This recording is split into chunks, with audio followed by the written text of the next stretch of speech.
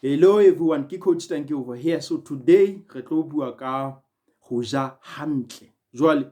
ho na le batho be leng hore ha ba hlokomele hore mekgwa ena ya ho ja e affecta mmele ya bona. And most of the people, they don't want to take the responsibility ya hore ba utlwisise le ho tseba hore na dijo tse ba di jang ke dijo tse leng hore di tlo ba ama jwang, especially health ya bona for 2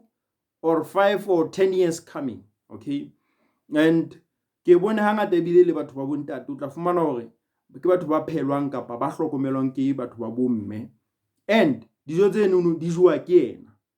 And ha re keta ho di ja dijo tsenana di baka mmele o ba mongata, then o ba le mafura a mangata, and ke mo e le hore mafu a mangata a qala teng, bo di high blood pressures, di tswekere, the stroke or the asthmas or any chronic disease ka baka la dijo.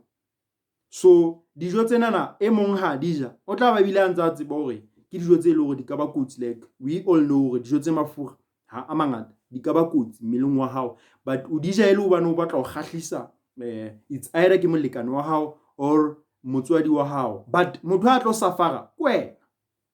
wena motho a tlo suffer, ke wena motho a tlo ba le all those diseases ka baka la hore o tla bo kgahlisa motho e mong ena ha o phetse dijo tseno. So you need to be careful and you need to take the lessons ka mmele wa hao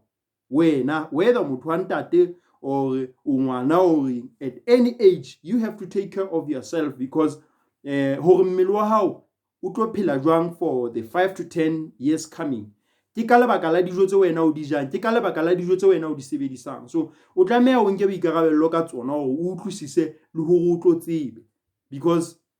health ya hao ehlile e eme kapa e jahuwe ke dijo tse wena o tla bong o di sebedisa le tsela wena o phelang ka yona. So take care everyone.